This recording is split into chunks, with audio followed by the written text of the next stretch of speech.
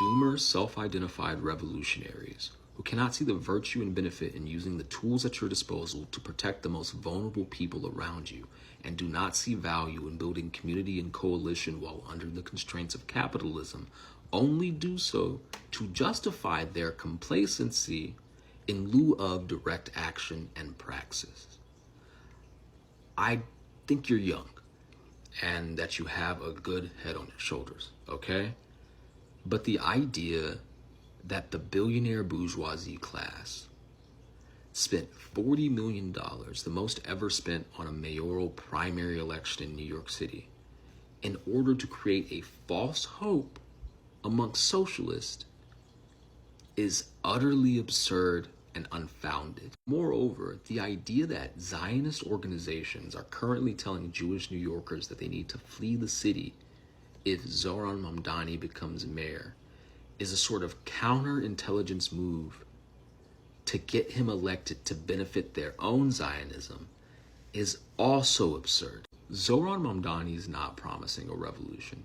You'll see me talk a lot about the finer details of how his policies work in municipal politics, but a lot of them are significantly more just middle of the road if you look at like global politics policy, right? But what he's trying to do is fight for the working class.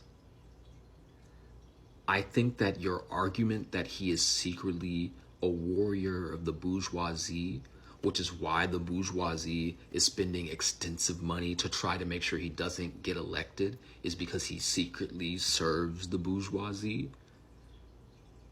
And your evidence is that Bernie and AOC support him. Hey, my name is CJ, and I just want to pause and apologize for all of that bullshit that you all just seen. I know I already put a trigger warning for the liberalism, but still, that was objectively one of the most liberal videos that I've ever come across. But let's get into it. As I'm recording this video, Zohran Mamdani is projected to be the winner of the NYC mayoral race. Now, what does this mean? I think it's time to watch the party die. What do I mean by this? I believe that it's time to watch the genocidal white supremacist and settler colonial institutions such as the Democratic and Republican Party. It's time to watch them die. It's time to abandon them. It's time to come to the notion that these are not institutions worth even saving, and these are not salvageable institutions in themselves. You cannot reform systems such as white supremacy. You cannot reform foundational anti-blackness, in which has the rootants of all of these colonial systems of extraction, let they be capitalism, imperialism, or Zionism. The main capitulation that we have seen Zohran Mamdani do is the capitulation of Zionism, in which he has reaffirmed the genocidal entity and the genocidal state known as Israel's right to exist multiple times. As we have been seeing a live televised genocide that has been carried out by the Zionist regime for the last 2 years at the accelerated rate that it is at. And as we know that Israel has been carrying out genocidal campaigns since its inception in 1948, we must understand that Zohran Mamdani is no friend to any type of revolutionary radical change. We must understand that as we see the children of Palestine starve, as we see the families of Palestine get bombed, as we see the people of Palestine get slaughtered en masse by this genocidal state, how do we hold the principle of anti-Zionism while celebrating the victory of a Zionist in the same system that makes the conditions possible for Israel to even exist in the first place? Making so many capitulations to the white supremacist ideal known as Zionism, in which Zohran Mamdani states that he's going to have Zionists in his administration as the mayor. These are the same Zionists who do co-training with white supremacist entities such as the NYPD.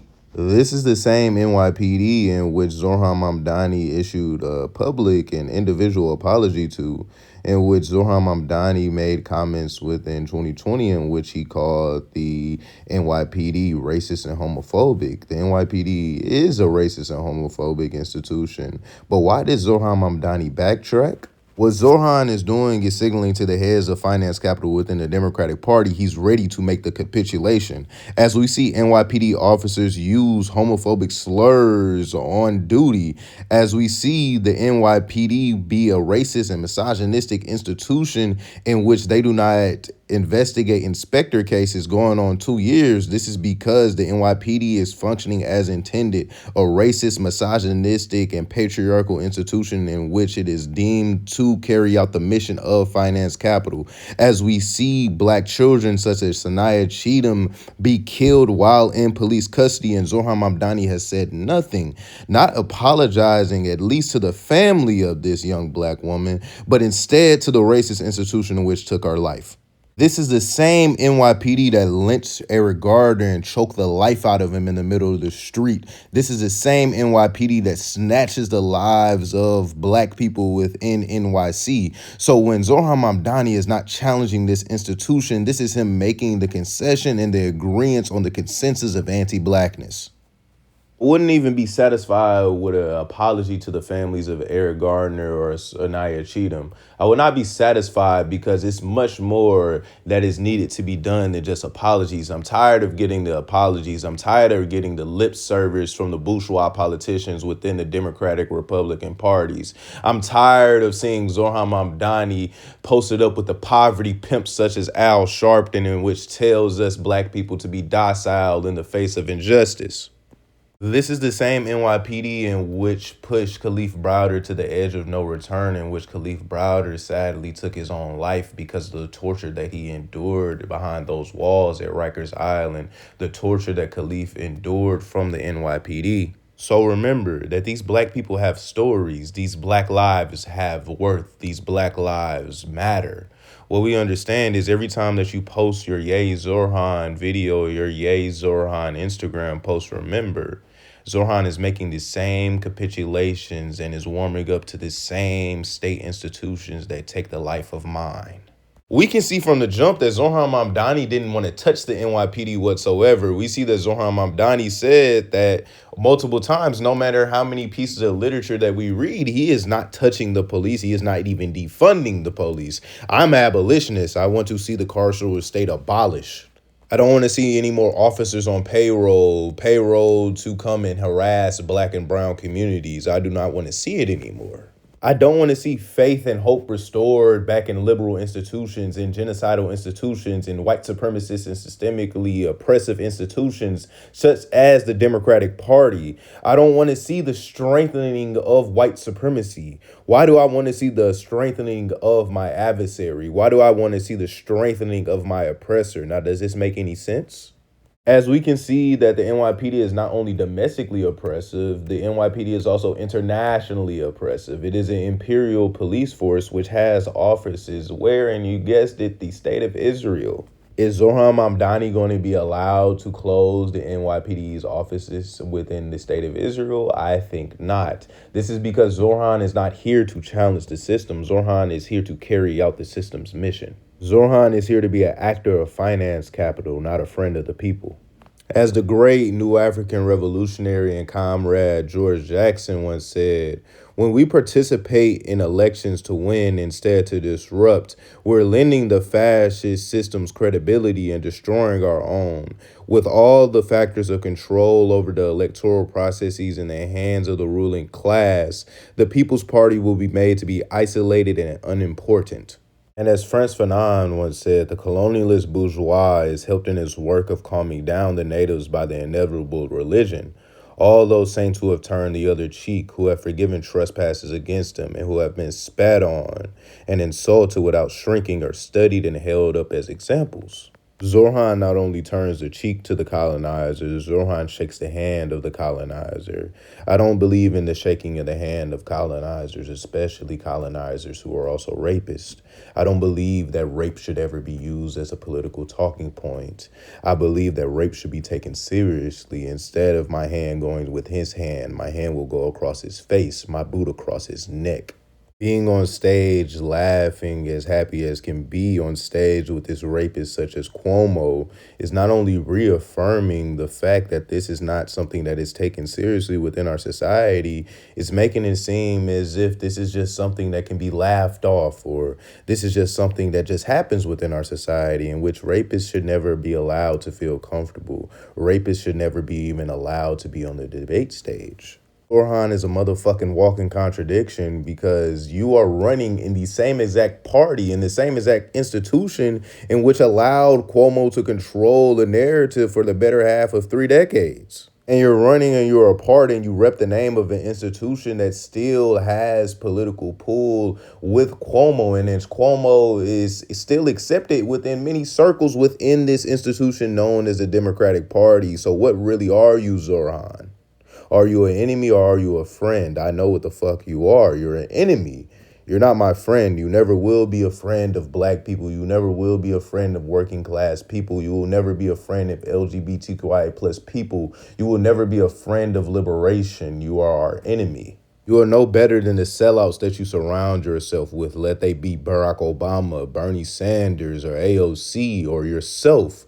You are all capitulators and sellouts to white supremacy, to Zionism, to capitalism, and to the settler colonial project that you reaffirm while sitting in the offices of the settler colony known as the United States of America. We must learn how to empower our own communities to meet their own needs and build actual community control. We must begin to solve our own social and economic problems without relying on liberal elections and liberal charity from institutions such as the Democratic Party. We must stay connected with other activists and organizers within our area. We must go door to door and literally spread the gospel and spread the word of anti-capitalism and anti-statist politics. We must stand in solidarity with those in Palestine in its entirety and reject things such as Zionism and white supremacy.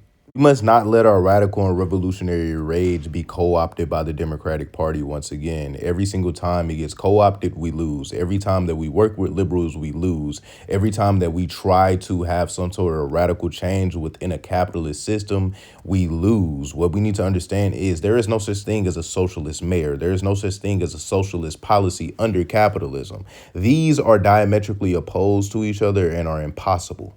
We also understand that when Zohran Mamdani says that he's working with the police for quote unquote public safety, we understand throughout history that working with the police has never ever had a net benefit for black people or anybody that is oppressed under capitalism and under the boot of American imperialism. So what section of society is Zohran Mamdani speaking to when he's making capitulations to policing? White people, ding, ding, fucking ding.